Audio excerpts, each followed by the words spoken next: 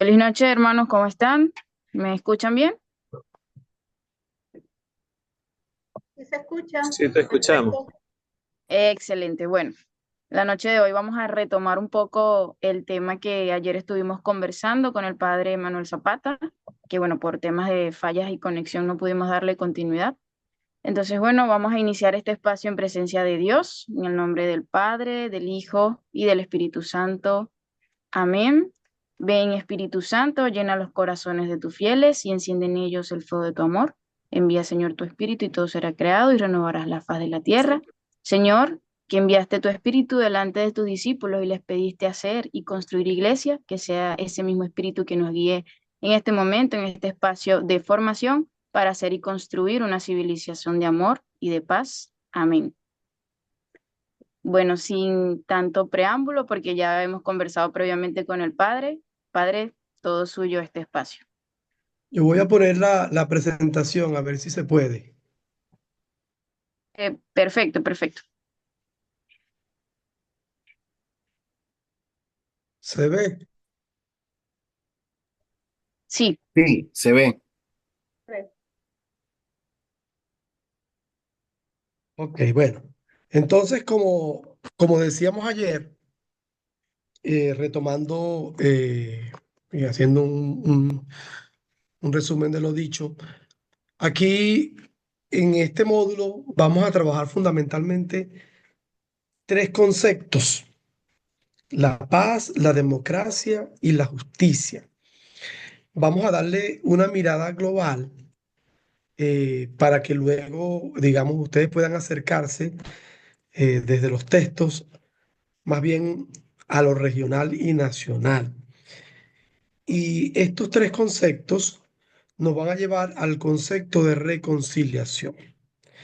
Como les decía ayer, la democracia es como el elemento base, como los pilares para que podamos hablar de una paz duradera, sostenible, de una justicia realmente, eh, digamos, englobante, de una justicia que pueda llegar a todos, sabiendo, por supuesto, que dentro de las democracias hay democracias diversas, hay diversas formas de acercamiento a la democracia, pero que tenemos que movernos hacia una democracia plena, donde haya independencia de poderes, donde haya alternabilidad democrática, donde se respeten eh, los derechos humanos, el Estado de Derecho, donde haya igualdad social, crecimiento económico, donde haya participación y no simplemente la democracia sea un elemento electoral, una democracia parcial o una democracia electoral, sino que haya una democracia verdaderamente participativa y que alterne lo digital con formas de manifestación y protesta, con asambleas y diversas formas, ¿no? Esa es la gran aspiración, digamos, o el gran ideal. Y para que la paz y la justicia sean también plenas, tiene que cumplirse como ese ideal. Hay de alguna manera algunos países que están caminando a nivel mundial en esto y otros que digamos, están en un nivel diferente. Vamos a ver, por ejemplo, algunos casos, algunas referencias o reflexiones a partir del índice de democracia de The Economist Intelligence Unit del 2024, que nos dice que hay una prolongada recesión democrática. Es decir, de 167 naciones observadas, apenas 130 no mejoraron su calidad en los procesos democráticos. Eso es un 78% de las naciones observadas, de ese total de 167 naciones. Y también nos plantea el índice que solo un 7% de la población mundial tiene democracias plenas.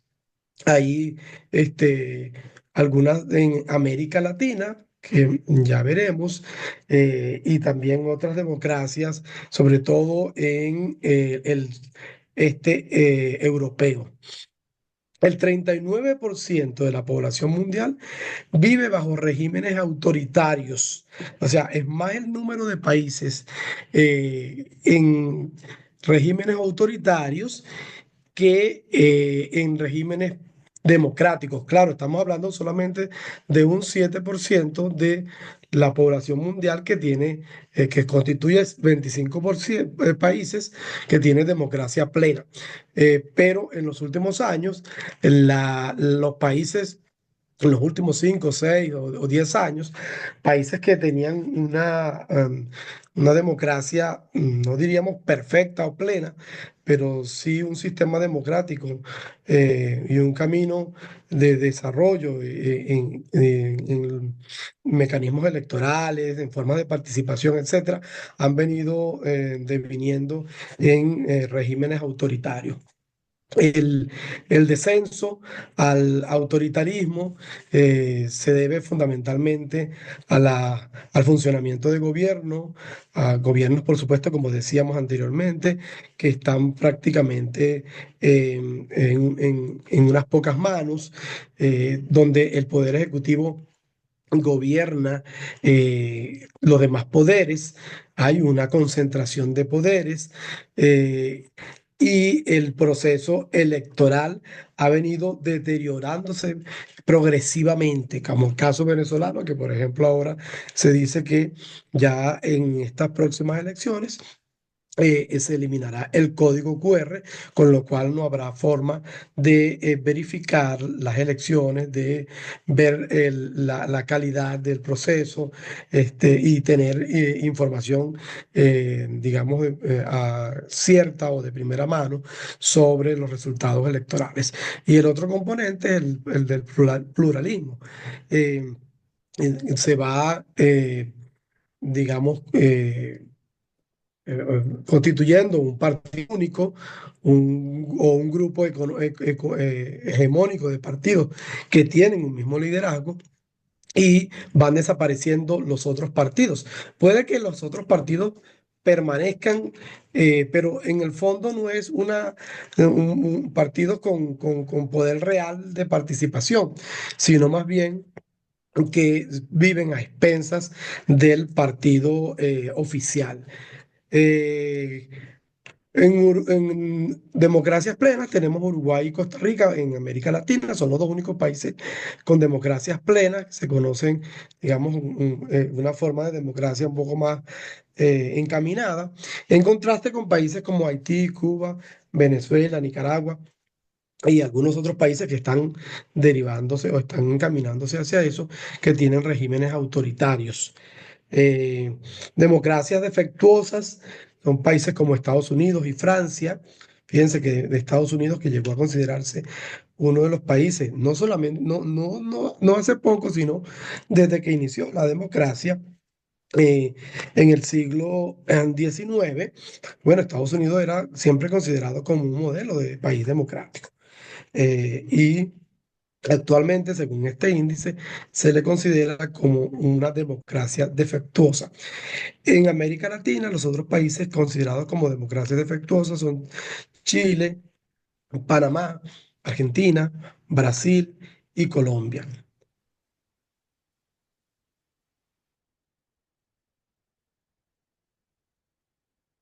Autoritarios, eh, y autoritarios comprenden, por ejemplo, mayor parte de África, Asia y el Oriente. Hay en estos países debilidades de procesos electorales, restricciones a la libertad de prensa, falta de separación de poderes, etcétera. En América Latina, los países que están más o menos en esta línea son Paraguay, México, Ecuador, Honduras, El Salvador, Guatemala y Bolivia. Quizás para profundizar un poco más, les recomiendo leer el índice de democracia 2024 que se puede acceder vía internet. Entonces, esto nos da un poco un panorama de por dónde va encaminándose el mundo, aunque para nosotros la democracia ha sido valorada como el régimen, eh, digamos, necesario, el régimen, eh, digamos, pertinente para el desarrollo social, político, económico, para que haya libertad de expresión, para que haya respeto a los derechos, para que todas las libertades, no solamente la libertad de expresión, se puedan ejercer. Sin embargo, no es el mundo realmente un mundo democrático. Y eso explica también, digamos, las violencias o las múltiples violencias y la situación de la paz a nivel mundial. Vamos a pasar, antes de ver lo de la justicia, precisamente también para ver el índice de paz global 2024 y los países que actualmente están en guerra: Ucrania, Rusia, Gaza, Israel, Sudán, Etiopía, Afganistán, Siria, República Democrática del Congo, Colombia, la India, Pakistán, y estamos hablando simplemente de guerra civil. eh, eh, a lo interno de los países o entre países. Quizás los primeros que mencionamos son países que están en guerra entre ellos, pero hay otros países que están en guerra interna y que hace muy difícil la convivencia humana e incluso el ejercicio de la democracia. Hay otros países, por ejemplo, no están puestos aquí, pero donde hay conflictos sociales, conflictos políticos, conflictos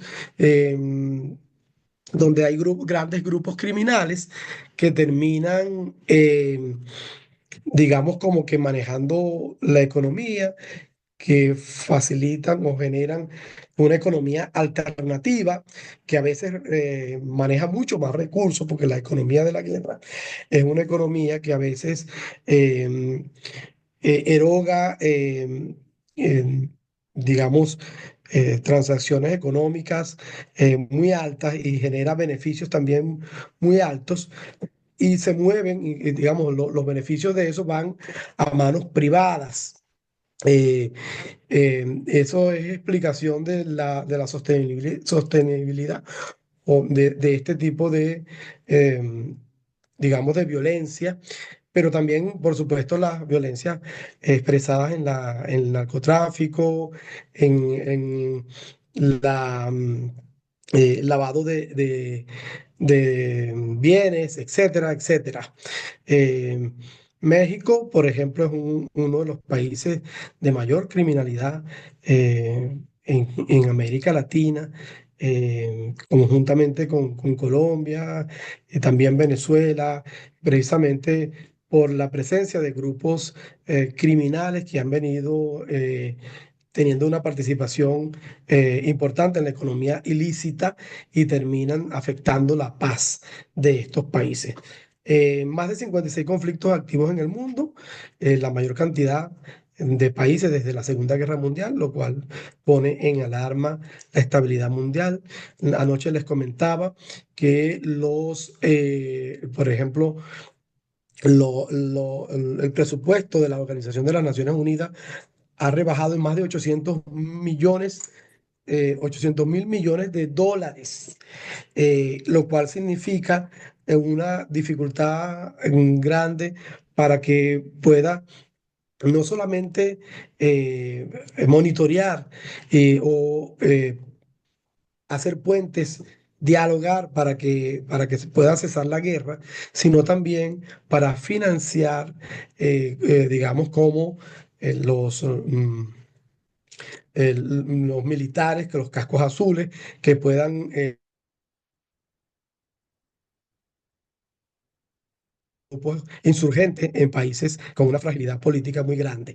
Entonces, esto realmente aumenta el riesgo de guerra a nivel mundial y plantea, de alguna manera, la dificultad de la gobernanza mundial para promover la paz, para generar negociación y para intervenir exitosamente en la paralización de digamos, de las violencias, las distintas violencias. 92 países están involucrados en guerra fuera de su frontera, 65 países en los últimos años o en este último año registraron mejoría, pero 97 se deterioraron en su proceso de paz. 100 países han estado al menos parcialmente envueltos en alguna forma de conflicto externo en los últimos 5 años y en 2008 eran 59. O sea, veamos el incremento y lo que significa, por ejemplo, que un organismo como la ONU no esté perdiendo eh, peso a nivel mundial. La guerra por la materia prima es un factor importante eh, en estas guerras. Y contrasta con los esfuerzos por una recuperación de la ecología, que digamos ha sido como la bandera de la iglesia, especialmente con el Papa Francisco. Eh, Ahora, cuando hablamos de la justicia, una justicia vinculada a esta democracia, también tenemos que decir que es un rollo lo de la justicia mundial, global, porque la justicia es un concepto con un amplio abanico de significados. Atañe además a la política mundial y a sus actuaciones, las relaciones eh, entre países, entre importantes actores internacionales, a las prácticas e instituciones, porque hay instituciones globales de justicia eh, que, por cierto, están también al acecho, ¿no? O están también siendo cuestionadas o siendo golpeadas. La el inicio del gobierno de Donald Trump manifestó precisamente este, su cuestionamiento por ejemplo, de la Corte Penal Internacional, de la Fiscalía, eh, de la Corte, etcétera, y eso realmente nos deja en una situación bastante difícil. A ver, aquí se me rodó esto. En una situación bastante complicada. Eh, por lo tanto, construir un modelo de justicia común eh, implica a partir de prácticas y que esto puede dar lugar a un sistema democrático de gobernanza mundial. Pero el rollo es que hay muchos modelos de justicia. Por ejemplo, justicia igualitaria, eh, que pone el peso, por ejemplo, bien sea la distribución igualitaria de personas, de objetos, eh, a cómo aplicamos justicia partiendo un poco de la igualdad.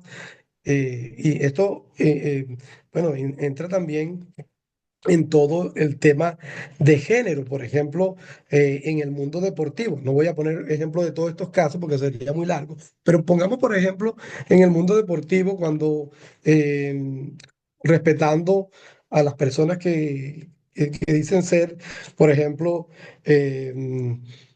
intersexuales o ser transexuales, etcétera, y quieren participar en actividades deportivas, eh, este concepto resulta problemático porque bajo el concepto de que se concibe como mujer, ponerla a participar y darle una justa participación, justa entre comillas, ha venido trayendo problemas y eso está siendo cuestionado precisamente este, en algunos países, porque al final, bueno, realmente muchos de los hombres que decidieron hacerse mujeres siguen teniendo unas condiciones físicas a veces mucho mejores que otras mujeres. El otro concepto es la igualdad de oportunidades, que se mide por en relación con una práctica o logro. O sea, todos tienen igualdad de oportunidades eh, y pueden acceder, por ejemplo, a bienes por esa igualdad de oportunidades. La justicia entendida como distribución de procedimiento, jugar, por ejemplo, según las normas, determina lo que se obtiene, según las normas que si yo cumplo tales requisitos puedo obtener, pero hasta qué punto eso realmente hace justicia al que no tiene las condiciones o que no alcanza, cómo quedan excluidos muchas personas de esta justicia. Justicia basada en los derechos, se obtiene aquello a lo que se tiene derecho solamente. Eh, y bueno, todos accedemos, por ejemplo, derecho a la educación. Si usted no tiene cédula, si usted no tiene partida de nacimiento, usted no puede tener derecho a estudiar según esa norma, ¿no? Pero también, por supuesto, hay normas que están por encima que dicen que toda persona, este, tiene derecho al estudio, aunque no tenga un documento legal. Pero hay algunos que se pueden basar en esta comprensión para negar el derecho a la educación, excluyendo a las personas que lo necesitan. Hay una justicia, digamos, como distribución escalonada. Cuanto más se aporta, más se obtiene. Eh, por ejemplo, esta justicia está fundamentalmente vinculada a la economía. Dependiendo del aporte económico, bueno, las ganancias pueden ser mayores. Eh, y efectivamente, bueno, este es un modelo de justicia eh, que, uno puede decir, bueno, sí, es justo. ¿Y cómo promovemos entonces la participación de quienes no tienen los recursos o los suficientes recursos o el nivel de recursos que tienen un grupo muy pequeño que terminan al final haciéndose con todos los recursos? ¿Cómo hacemos que, por ejemplo, las personas se puedan unir en un gran grupo y puedan tener una participación mayor conjunta que les permita de pronto, les facilite o acceder a más recursos y puedan generar desarrollos sostenidos, etcétera? Bueno. Fíjense que los modelos de justicia también plantean situaciones de injusticia. Justicia basada en la necesidad.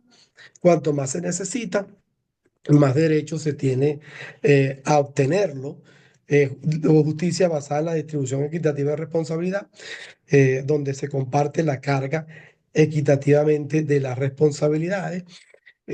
Claro, uno se pregunta, ¿y dónde queda el que tiene más responsabilidad? Aquí también, ¿no? Por supuesto. Distribución escalonada de las responsabilidades. No distribución equitativa, sino escalonada. Cuantas más capacidades, más responsabilidades. Esto quizás responde a la pregunta anterior. Distribución equitativa del poder. La justicia se refiere a las relaciones de poder en función del poder. Entonces vemos como la gran dificultad es las diferentes nociones de justicias que hay y que muchas veces eh, convergen o, eh, digamos, están presentes en una institución, en una, digamos, en las normas, en las formas de toma de decisiones, en las relaciones o los sistemas de poder. Muchas de estas modelos de justicia se se hacen presentes, se complementan, etcétera, ¿no? Pero muy difícil a veces poder em, tener una comprensión común y eso dificulta las soluciones o el encuentro o la búsqueda de respuestas que sean realmente beneficiosas para, sobre todo para las personas más vulnerables. El sistema de justicia mundial, como hemos dicho, está en cuestionamiento. Las instituciones de justicia han venido debilitándose en los últimos años con los autoritarismos. Ya, por ejemplo, una sentencia de la Corte Penal Internacional, por supuesto, que tiene mucha fuerza, o de la Corte Interamericana de Derechos Humanos. Bueno, son puestas en cuestionamiento y a veces la decisión final, aunque se ponga, depende también de que exista una institucionalidad en los países que realmente le dé a esas decisiones, digamos, validez, porque si no, no tiene ningún sentido. Y se ha venido debilitando las grandes instituciones, por ejemplo, regionales, en el caso venezolano, que han sido fundamentalmente de integración política o de integración económica y comercial, que facilita o facilitaba, por ejemplo, poder actuar frente a situaciones, por ejemplo, de corrupción, frente a situaciones de criminalidad en general. Sigue estando, pero está en cuestionamiento y exige también una revisión. Estos tres conceptos, como decíamos, bueno, nos ponen frente al desafío de la reconciliación, que es como el desafío eh, que nosotros tenemos, ¿no? Cómo promover la reconciliación con justicia. ¿Cómo lograr una reconciliación con justicia cuando la justicia está en cuestionamiento? Pero también, por ejemplo, la reconciliación no se entiende. Reconciliación, pero reconciliación, si hablamos de reconciliación solo, es una cosa que genera problemas, pero reconciliación con justicia, ¿bajo qué justicia? ¿Cuál justicia promover? El padre Aníbal Lorca, en uno de los artículos que le voy a enviar, él estudia la reconciliación, pero analiza varios conceptos del hebreo para poder plantear el término de la reconciliación. Y uno de esos términos es la justicia. Dice que la justicia puede entenderse como aquella basada no solo en la obediencia a las normas éticas o jurídicas, sino sobre todo a las relaciones armoniosas y constructivas dentro de una comunidad, relaciones armoniosas y constructivas. Y esto nos habla también de la reconciliación. Ya por aquí llegamos de alguna manera a la reconciliación, porque el concepto de reconciliación está también asociado al restablecimiento de relaciones justas. O sea que hay una relación bidireccional entre estos dos conceptos. Reconciliación con perdón es un horizonte que hay que construir desde abajo para que impregne todos los órdenes de la vida. Por eso nosotros tenemos que trabajar, porque no es fácil hablar en las altas esferas de la reconciliación, pero nosotros tenemos que promover eso desde abajo para que también la sociedad vaya construyendo un modelo de reconciliación, vaya digamos, también presionando a los distintos niveles públicos, partiendo de los niveles, digamos, locales, ascendiendo a los niveles regionales, estatales, y llegando a los niveles nacionales y luego internacional, para que la reconciliación sea realmente un elemento que esté en el panorama y que permita lograr una convivencia, que permita generar mecanismos para una plena convivencia entre los ciudadanos. La reconciliación tiene varias dimensiones. eh, y se expresa, por ejemplo, en lo personal, en lo comunitario, social, en lo institucional, en lo político, en lo espiritual, etcétera, ¿no? Entonces creo que no podemos olvidar todas estas dimensiones en el proceso de reconciliación. No nos podemos quedar simplemente en el proceso de lo político, o nos podemos quedar en simplemente, bueno, en lo institucional. Los políticos a través de los acuerdos, pero lo institucional como un elemento a lo mejor jurídico, o poniendo instituciones que se encarguen de eso, pero que al final no hagan nada. Este, Creo que esto es importante promoverlo en toda su expresión, la reconciliación, pero partiendo de lo personal y que incorpore también en lo personal los elementos religiosos, los elementos espirituales y luego que eso vaya orientándose a los otros niveles de la vida. Y finalmente, la construcción de una ética mundial es el mayor desafío de las grandes religiones frente a a la, a los temas de la justicia mundial o a la cuestión de la paz global. Eh, Creo que es importante promover una ética mundial entre las grandes religiones. Muy buena parte de las guerras a nivel mundial está asociada a, a visiones religiosas, a comprensiones, o no porque sean musulmanes, sino hay detrás de eso también otras visiones religiosas de dominación y de sacrificio del otro para un bien, entre comillas, un bien mayor. Em, y junto a esta ética mundial, también tenemos que promover, bueno, la democracia y la cultura de la democracia eh, para que se pueda recuperar y para que podamos gozar, encaminar. Si tenemos democracia, tenemos justicia, tenemos paz y podemos también recuperar la convivencia, generar espacios de reconciliación ahí donde ha habido violencias múltiples. Bueno, esto es más o menos un esbozo general.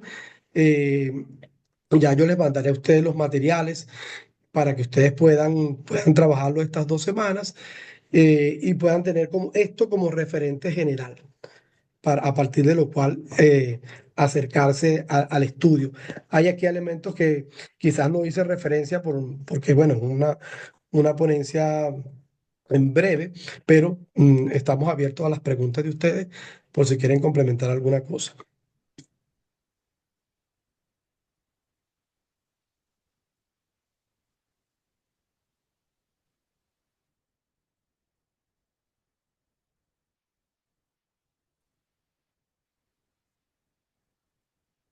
¿Aló?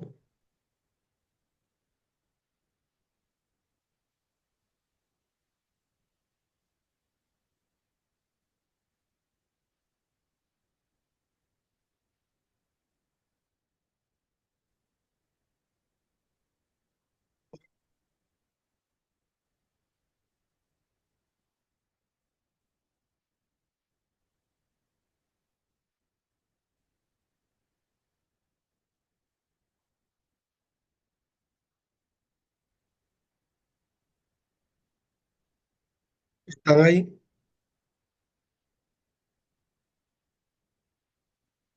Sí, lo que pasa es que están escribiendo por el chat cosas.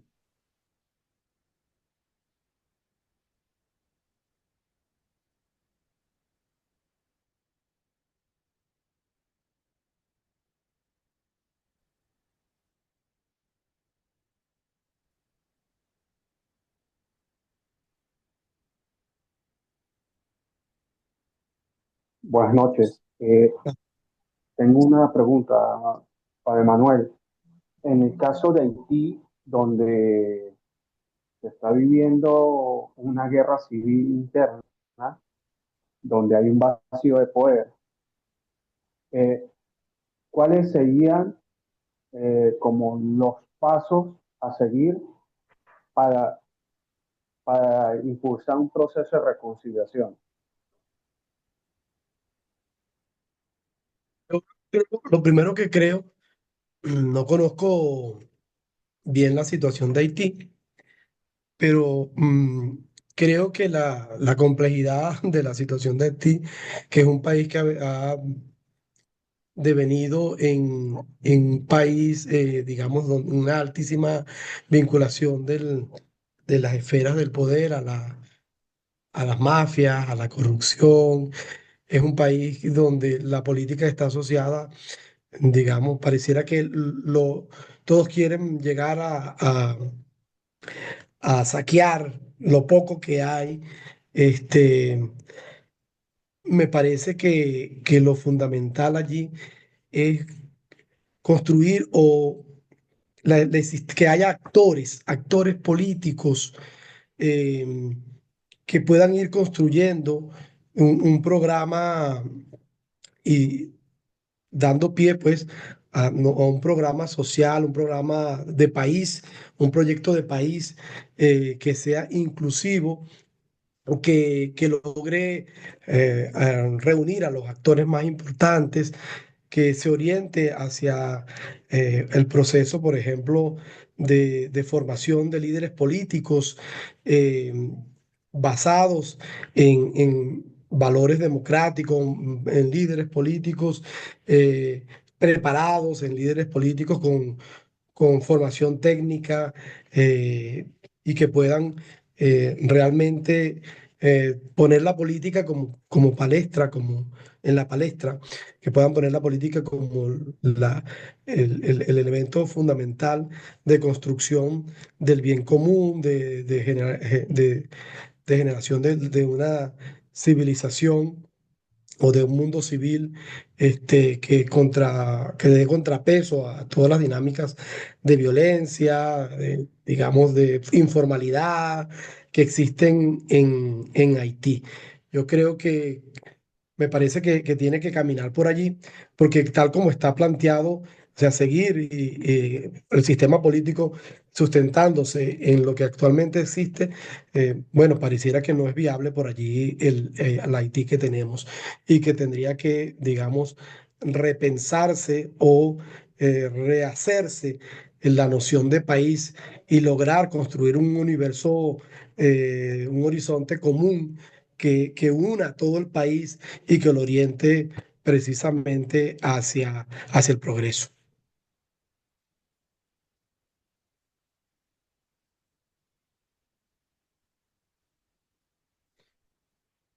Buenas noches, padre. Ajá, buenas noches. ¿Cómo está, padre? Padre, bueno, encontrar un equilibrio entre la justicia, la paz y la democracia con a veces los niveles culturales que sí. Yo lo veo mucho en América Latina. Culturales a veces difíciles, es casi imposible. Podemos ver el ejemplo de El Salvador. Todos quisiéramos estar en El Salvador, pero ya no hay democracia, ya hay justicia, ya hay paz, pero no hay democracia. No hay una democracia sólida. Esta parte, digamos, que está es débil en ese país. Entonces vemos que ese tipo de es difícil de conseguir y de lograr, pero logramos conseguir justicia y paz, por lo menos la gente en El Salvador es feliz, a pesar de que no tiene democracia, digamos, un poco fingida porque no es una verdadera democracia. Ahí entonces es a nosotros a nivel cultural, yo digo que en América Latina a nivel cultural siempre tendemos a buscar lo más fácil, o digamos lo que nos más regale, lo que sea más, sí, más fácil para nosotros. Entonces eso nos lleva a veces a no buscar la justicia, no buscar la paz y hasta no buscar la democracia. Pero es una de las partes que más se debería luchar aquí, digamos. Sí. Am, bueno, quizás dices tú que no hay democracia, eh, eso pudiera ser cuestionable, este, porque hay elecciones, pero democracia no es, no es solo elecciones. Mm, pudiéramos decir que se ha tornado a autoritarismo, que se ha ido tornando hacia el autoritarismo, em, pero también no hay una paz, digamos, plena o una paz. Hay que analizar el concepto de paz también, o el concepto de justicia aquí, porque la justicia, ¿cuál justicia? Una de las cosas que digamos que en América Latina se cuestiona es el acceso a la justicia. El acceso a la justicia, por supuesto, está condicionado a la pertenencia a un estamento de poder, bien sea político o económico, eh, incluso al sexo, al color de la piel, digamos, a ciertas formas de discriminación, a la geografía o a la distancia geográfica. No todos acceden a la justicia, porque por ejemplo hay países donde, bueno, la justicia está centralizada en las grandes ciudades o en la capital, y entonces, ¿quiénes pueden acceder a la justicia? Entonces, ¿de qué justicia estamos hablando cuando, por ejemplo, también muchos de las personas pueden ser discriminadas o pueden ser catalogadas como por ejemplo, Mara, pertenecientes a las Maras, porque tienen una ¿cómo se llama? Un tatú. un tatuaje en la piel, ¿no? Nos está pasando a nosotros, los venezolanos que han enviado también a El Salvador. Entonces, bueno, es que yo creo que todo eso está en cuestionamiento. Aquí voy a leer algunas de las cosas que han escrito y doy la palabra, leo algo y doy la palabra. Aquí alguien se llama Cleo, dice, promover la democracia en este siglo implica el fortalecimiento de las instituciones democráticas. Completamente de acuerdo. Garantizando elecciones libres, transparentes y participativas.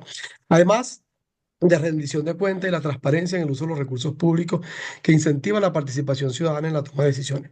Excelente, exactamente. Esto también, esto es casi que escrito de la misma manera. Es un artículo que les voy a facilitar que se llama Los desafíos de la democracia en América Latina, cómo gobernar mejor.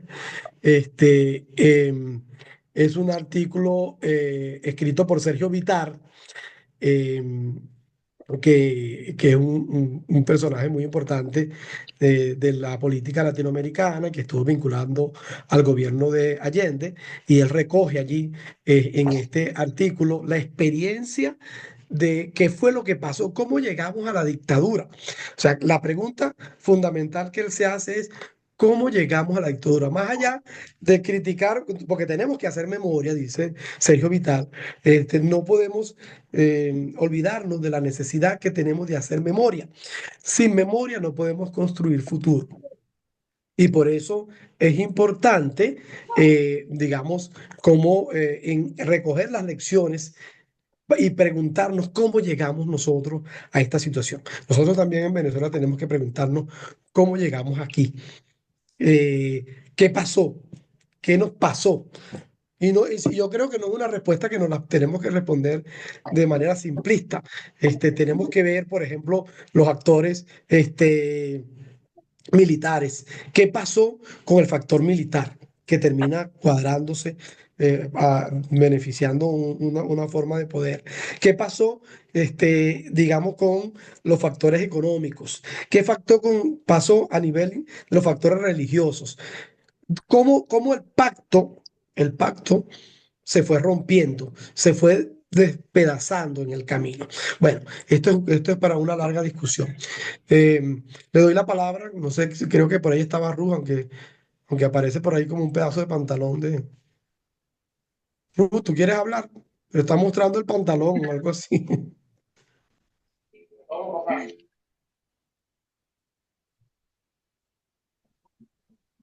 Bueno, este, sí, tenía el celular metido en un pantalón. Perdón.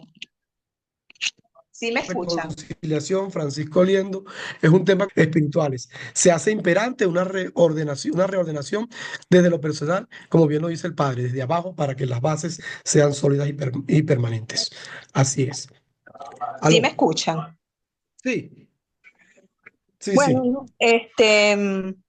sí quería, en primer lugar, bueno, darte las gracias, Manuel, por ese paisaje que nos pintas, que evidentemente sí lo conocemos, lo vivimos, somos parte de toda la realidad venezolana y latinoamericana, pero yo creo que lo fundamental está como en el compromiso que asumimos eh, para la recomposición del país, ¿no? Para la reconstrucción de nuestras vidas, del tejido social, de encontrarnos, reencontrarnos y construir nuevos horizontes. Creo que, como han escrito en el chat, el camino es bastante largo, es inacabable y yo digo que la propuesta es pensar en muchísimas alternativas, que no es una sola y en una sola vía, sino que las alternativas son muy variadas y los actores son pues muy variados. El trabajo en la comunidad se hace fundamental para ir creando esa conciencia, la conciencia de que todos somos partícipes y todos somos a la vez corresponsables de la construcción de un nuevo país. E ir impactando. Me pareció interesante lo de impactar en los actores políticos, creo que ese es un gran desafío de entrarle de verdad en serio a la formación de cuadros de líderes políticos en cada una de las regiones. Creo que ahí en las regiones tenemos un gran desafío y una gran oportunidad para construir alternativas superadoras de la fractura, de la fragmentación social. Quería como recoger eso desde lo que he escuchado. Gracias, Manuel. De nada. Gracias a ti también por tu aporte. Precisamente el tema de los partidos políticos, la crisis de los partidos políticos es mundial y la necesidad de volver a unos partidos que no solamente se aparezcan cuando hay elecciones, sino que sean capaces de elaborar una propuesta de país, pensar una propuesta de país, este, eh, que realmente sea incluyente, que prepare a sus cuadros. Hoy vemos, por ejemplo, cada vez menos preparación en los cuadros políticos, em, y pareciera que lo que eh, se quiere llegar, porque se quiere llegar, pero sin ningún tipo de preparación, sin ninguna formación para la negociación, para el diálogo, sin ninguna capacidad para, digamos, para desarrollar programas, simplemente llegan al poder para beneficiarse del poder así a secas, pero sin ninguna intención de buscar el bien común, sin ninguna intención de ayudar a la gente. Entonces, ese elemento, qué bueno que lo has valorado y que te parece importante que hay que trabajarlo, porque sí creo que hay que pensarlo muy bien y hay que tener también diversas alternativas que ofrecer. Por aquí también comentan, la reconciliación entre los países es vital para la estabilidad global y el progreso entre los países en conflicto. Con la reconciliación se fortalecen las relaciones diplomáticas y se abren las puertas de un futuro mejor. Ciertamente. Yo quería como agregar, a mí me parece que es inseparable, y por eso yo hablaba de otras dimensiones también de la reconciliación, porque la reconstrucción del tejido y los procesos de reparación social están también vinculados a la reconciliación. Y creo que eso en un horizonte, digamos, político, tenemos que tenerlo en cuenta.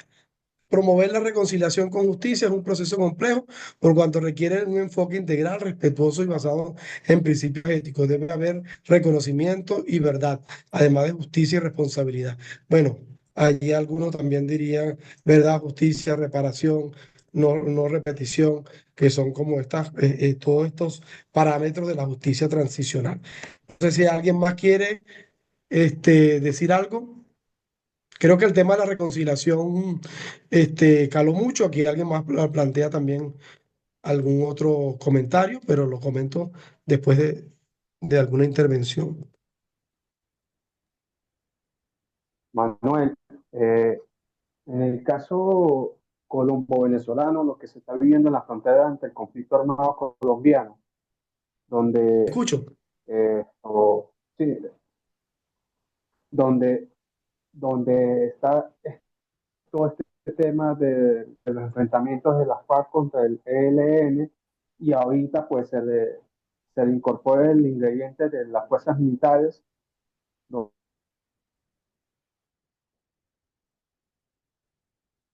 donde oh, se han dejado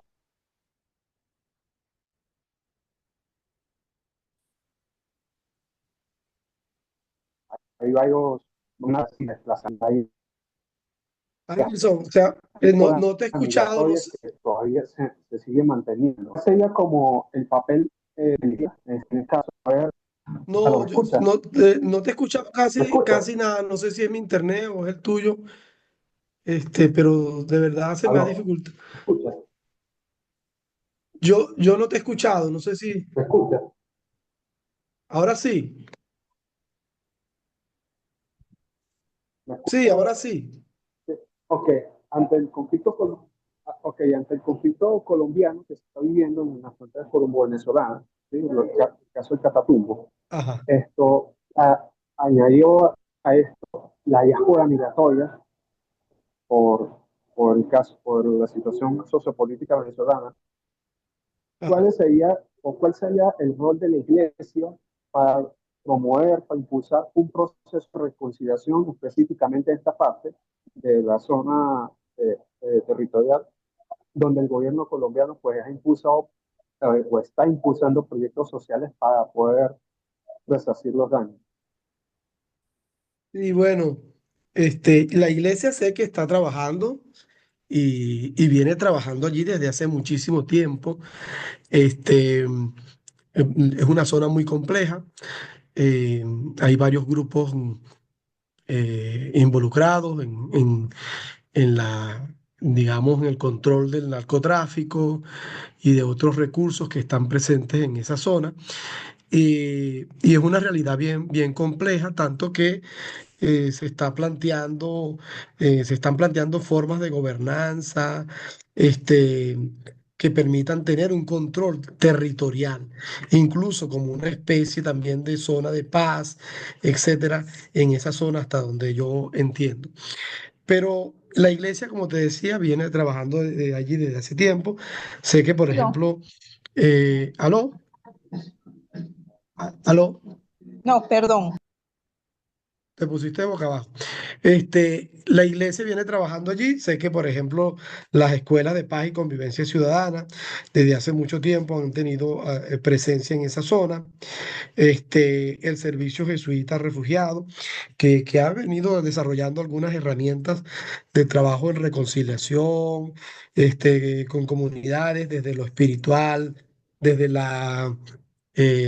digamos, la identificación de fuentes de vida, que ese es un elemento fundamental que se ha ido trabajando en esto que preguntas tú, ¿no? De dónde poner el acento, identificar cuáles son las fuentes de vida realmente que permiten, como tener un sustrato que me permita vivir a pesar de las dificultades de la convivencia que hay en el sitio, pues, y el impacto psicológico que tiene la persecución, que tiene la presencia de grupos que terminan desplazando a las personas, pero que mientras que están también allá, las mantienen digamos, en una situación de, de persecución, eh, de una convivencia muy limitada, ¿no? De tal manera que yo ir haciendo eso, tiene que intervenir frente al Estado para que el Estado también pueda proteger la vida y continúen los procesos de paz a pesar de las dificultades de los procesos de paz en Colombia que existen desde 1800, finales de 1900. Y que lamentablemente no han logrado una paz verdadera porque se ha logrado negociar con las Autodefensas Unidas de Colombia y se desmovilizaron unos, unos combatientes, se logró negociar con el ejército, la FARC-EP, y también, bueno, unas facciones se desmovilizaron, etcétera, y ahora se está negociando con la LN, no sé, se va se avanza un poco, se retrocede y no se ha logrado lo suficiente, pero no es fácil porque, como decía ayer, cuando hablaba un poco de la paz a nivel regional, el tema es que estos grupos pasaron de ser grupos ideológicos a grupos criminales que estaban basados en el narcotráfico y en una serie digamos, de elementos de la economía ilícita, con lo cual es muy difícil que puedan dejar ese mundo, esos beneficios, y aunque se desmovilice un grupo, otros van a permanecer allí, porque es un ámbito donde los estados tendrían que ponerse de acuerdo para que haya una gobernanza regional que permita capturar estos grupos, que dificulte, digamos, el tránsito de entre los países de esos actores y la vinculación de actores estatales con estos para que puedan hacerse el tráfico eh, de personas o el tráfico de mercancías o el tráfico de estupefacientes, etcétera. Entonces es una cuestión muy compleja. Bueno, la reconciliación se presenta como uno de los grandes desafíos de la actualidad venezolana. Estamos llamados a atenderla, pero cómo convencer a sectores que han sido afectados de manera directa y se les ha menoscabado sus derechos para que participen en ese proceso de reconciliación y construcción de una paz a futuro. Bueno, esta es una muy buena pregunta. Y más que cómo convencer, este, yo creo eh, cómo facilitar quizás los espacios de encuentro entre ellos en primer lugar y de reconocimiento también de su situación. Porque yo creo que una de las cosas que satisface mucho a las víctimas es que les sea reconocido que ha sido, que sus derechos han sido violados, que ellos han sido violentados, que han sido perseguidos, que los han maltratado, que sus familiares los han asesinado. Eso es un elemento fundamental, el reconocimiento de la víctima. Y en muchos casos, y eso está registrado en muchos relatos, quizás a veces la justicia no les importa. Lo que les importa es que les sea reconocida su condición de víctima.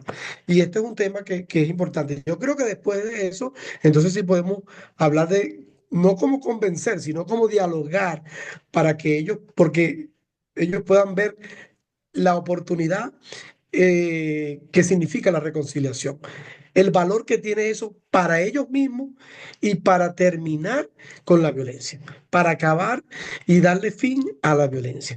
Creo que eso, por allí creo que van las cosas. Había una persona que tenía la mano alzada, pero luego cuando empecé a hacer comentarios se quitó. No sé si se anima o... Sí, sí, era yo, la Dalinda, linda. Manuel, adelante.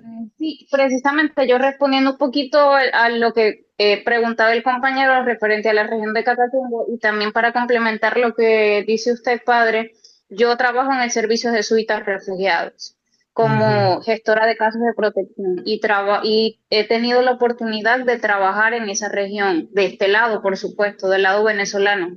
Ok. Y principalmente hemos trabajado recibiendo desplazados, diría más que desplazados, ciertamente son desplazados, pero realmente son la mayoría personas venezolanas que se Ujú. fueron a Colombia a trabajar en esa zona y que bueno, el conflicto armado nuevamente ha hecho que tengan que volver.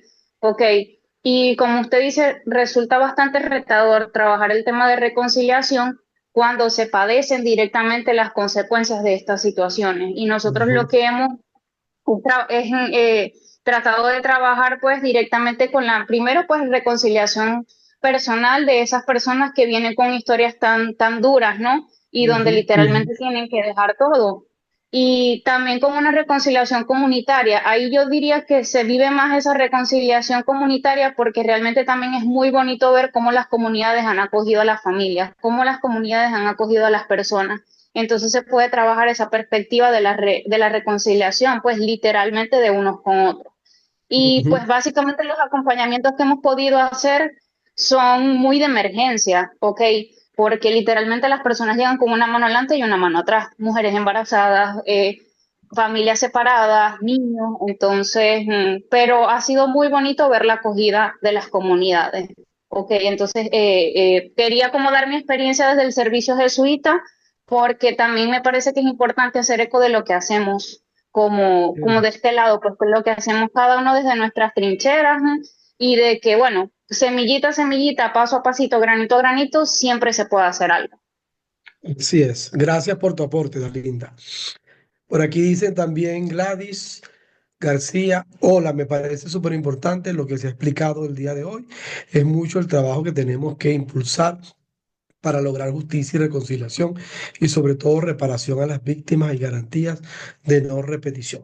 Hacia allá hay que caminar, pero evidentemente esto requiere de que haya un restablecimiento del Estado de Derecho, que haya una democracia, o sea, que haya un cambio político que dé paso a este restablecimiento del Estado de Derecho, respeto a los derechos humanos, a la Constitución, etcétera. ¿Cómo se puede aportar desde lo comunitario a la promoción de la ética para la paz? Bueno, yo creo que lo comunitario es un factor fundamental y como decíamos, es como la base de todo.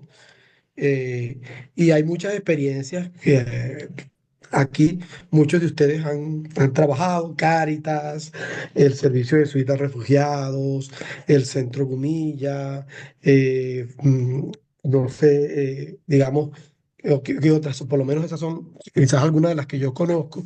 Este, también, por supuesto, CESAP, etcétera. Hay muchas iniciativas de trabajo comunitario, de promoción de la paz, y yo creo que el punto de partida de esto es, quizás volviendo a lo que decía anteriormente, es reconocer, en este caso, el problema, es decir, reconocer que hay un problema y que reconocer que ese problema nos afecta a todos, sin distinción de partido político, de ideología, de religión. Cuando se reconoce eso, entonces podemos trabajar juntos y podemos promover una ética común para la paz, una ética comunitaria para la paz. Creo que eso es lo fundamental. Bueno, no sé si hay alguna última pregunta, no sé quién dirige, si estamos ya sobre la hora o cómo es la cuestión. Este, Buenas noches, padre Manuel. ajá. Soy Adelante, buenas Guadalupe. noches. Hola, Ajá. Guadalupe. Bueno, muy interesante su tema, solo que llegué a la mitad Ah, cuando ok. me conecté. Pero Ah, hay una bueno. cosa que usted dijo muy importante y lo que los compañeros también han hablado, me parece muy importante, ¿no? Sobre la reconciliación, ¿verdad? Muy importante este tema. Y usted dijo algo que me tocó. Esto, que tenemos que promover la reconciliación desde abajo. Y creo que es o sea, yo creo que sí, desde abajo, o sea, desde las personas, escuchándolas, escuchando sus problemas. Yo también tuve oportunidad cuando estuve en Brasil, en Boavista, el 19, 20, 21. Después me vine para mi país, Venezuela, de ver también a los hermanos venezolanos allá también. Fui voluntaria en el servicio jesuita. Y sí Sí. llegaban, nuestros hermanos llegaban muy maltratados, espiritualmente, también con falta renegando, pues hablando muy mal de nuestro país, ¿verdad? Y tuve la oportunidad de escuchar a muchos hermanos cuando iban allá a Suiza jesuita, a arreglar sus papeles y todas estas cosas, ¿no? Y yo digo que la reconciliación la veo tan importante porque también depende de las demás. Usted habló de la justicia, habló de la paz, habló de la democracia, ¿verdad? Pero yo digo una cosa que es verdad, hay muchos problemas en el mundo y en nuestro país también. Si nosotros no vivimos reconciliados, ¿verdad? Primero con nosotros mismos. Tenemos que vivir reconciliados con nosotros mismos porque si yo no estoy reconciliada con mi entorno, conmigo misma, no puedo aceptar también otras situaciones, ¿verdad? Y hay que vivir reconciliados con la gente, con nuestro entorno. Y cuando decía promover la reconciliación desde abajo, yo creo en las familias, las comunidades, cuando tenemos que sembrar cosas buenas en las personas, ¿verdad? No sembrar violencia, no contaminar de esa manera. Me parece tan importante todo esto que usted acaba de decir, que los compañeros también dijeron. Sobre todo escuchar mucho. Yo lo veo tan importante, ¿verdad? La escucha y que la reconciliación viene de ahí. Si yo no colaboro conmigo misma y con los demás y en la comunidad no hay reconciliación entre nosotras, entre nosotros, tampoco vamos a poder ser pacíficos, tener paz, ver la vida de otra manera. No sé si me explico. Sí, Gracias. sí, sí, sí. Mm.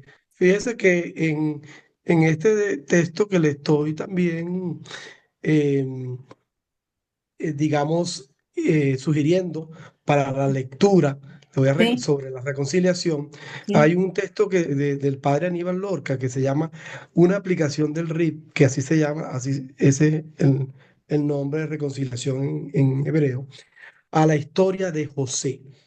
sí, sí, José, el personaje sí, bíblico sí. del Éxodo, ¿verdad? El Y eso, sí, entonces José. allí él habla de la justicia, eh, por ejemplo, que cómo incluir al victimario, porque nosotros no creemos o existe una noción de que la justicia es hacia la víctima.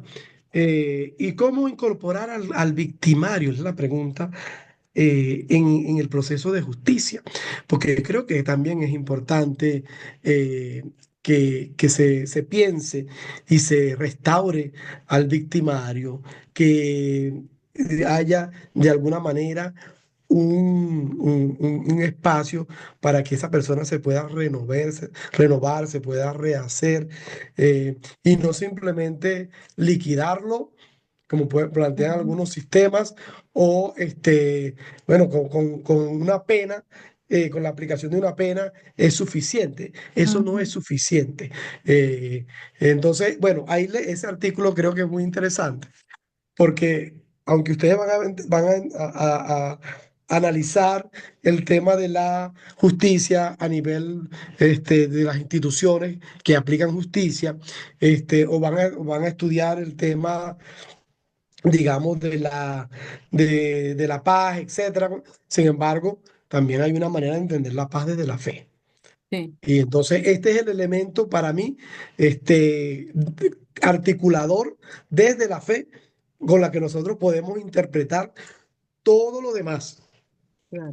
con lo cual podemos nosotros encaminarnos hacia la reflexión en torno a la justicia, la paz y la democracia. Es desde la mirada cristiana. Entonces, Sí, sí. lo podemos mirar todo desde la reconciliación. Sí. La reconciliación también la veo como una, claro, es así, ¿no? Una restauración, ¿verdad? Y, Porque como una vez había una frase, no sé si se acuerda, que decíamos, Señor, restáurame, Cristo, restáurame, ¿verdad? No sé si se acuerda, en otro tiempo yo vi esa frase, ¿no? Y es eso. Entonces, la restauración de la persona, tenemos que llegar ahí, ¿verdad? Pero no es fácil, es un proceso también. Yo veo la reconciliación es un proceso. Entonces, y que tenemos que trabajar así todos. es, así es. Estamos llamados a promover también eso, cada día en nuestros Ajá, entornos. exacto. Sí, Bueno, muy bueno, padre, muchas gracias. por Bueno, aquí, de nada. Por aquí ujú. unos comentarios más. Dark Mai, agradecida por el tiempo y el espacio. Realmente el tema es súper amplio y da para entretejer sobre la democracia, la ética y la reconciliación. Y al comprender la profundidad de los tres conceptos, podemos coadyuvar una verdadera justicia social dentro de nuestras comunidades. Muy bien. Gracias, Dark Mai. Bueno, amigos, no sé quién es quien modera aquí.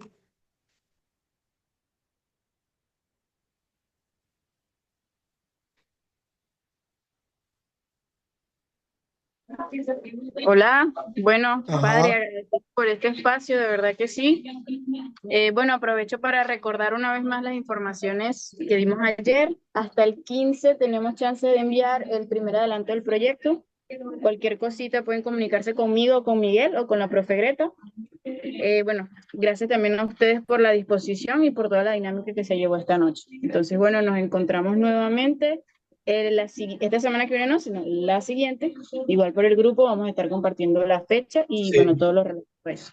Sí, yo finalmente, bueno, esta noche les enviaré los materiales. Simplemente eh, decirles que lo que hicimos esta noche fue problematizar como los grandes conceptos y verlos a la luz digamos, darle una mirada global. Pero evidentemente a mí de mayor interés creo que es acercarnos más a la realidad regional y nacional. Y por allí creo que tendremos que ir. Bueno, feliz noche, muchas gracias. Feliz noche, gracias a todos. Nos vemos.